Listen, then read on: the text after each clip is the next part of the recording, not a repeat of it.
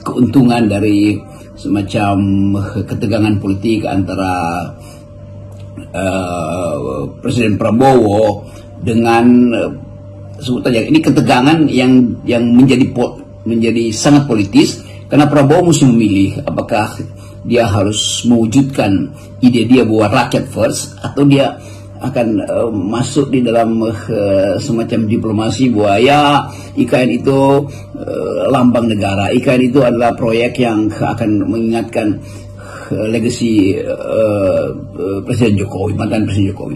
Saya kira itu dilema palsu tuh, karena batas dari ambisi Jokowi sudah selesai, dia tidak lagi punya grip pada kekuasaan, dia tentu ingin memperoleh perlindungan politik nanti. Jadi kelihatannya Pak Prabowo sebagai orang yang tahu tentang taktik dan strategi menyimpan beberapa taktik demi satu strategi yang ingin dia loloskan. Itu strategi bahwa dia akan diingat sebagai orang yang punya grip terhadap keadilan sosial, punya grip terhadap pemihakan pada rakyat. Dan itu harus jadi grip atau jadi fondasi kita untuk menilai bahwa Prabowo memang menghasilkan kedaulatan rakyat atau memuliakan kedaulatan rakyat karena dia secara ideologis ingin memuliakan kedaulatan rakyat. Kan itu yang penting kita lihat tuh. Sementara Jokowi dari dulu justru dianggap sebagai bagian dari wong cilik, datang dari proses rakyat kemudian naik jadi elit, tetapi dari awal memang dia menipu bahwa dia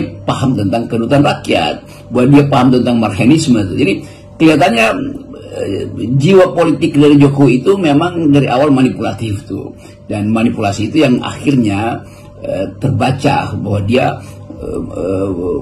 membuyarkan ide tentang marxisme, ide tentang Soekarnoisme itu, bahkan dengan merusak Partai Demokrasi Indonesia Perjuangan.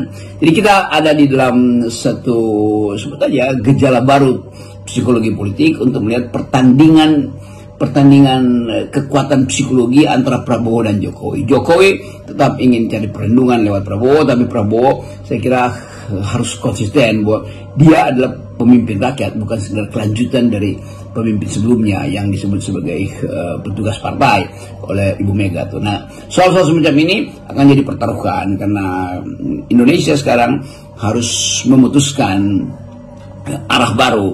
Apakah arah baru itu betul-betul arah Prabowo, atau arah baru itu sebetulnya arah yang masih diarahkan oleh Presiden Jokowi. Tapi dari segi pengetahuan kita tentang politik itu selalu bisa berupa janji yang tidak harus dipenuhi, kan itu dasarnya. Jadi mungkin sekali juga berlaku prinsip bahwa apa yang pernah dibayangkan oleh Prabowo sebagai kelanjutan dari rezim Jokowi akan dibatalkan oleh realitas bahwa rezim Jokowi itu sebetulnya adalah rezim yang memburukkan kehidupan ekonomi, rezim yang memburukkan persahabatan kemajemukan, dan dasar-dasar itu yang saya kira juga menjadi latar belakang kenapa Aguan akhirnya berani untuk bicara dan bicara belak-belakan. Dan Tempo seperti biasa punya banyak insight sebetulnya yang mungkin akan dicicil di dalam bentuk yang lain, dalam versi yang lain, misalnya bocor halus. Kita tunggu aja.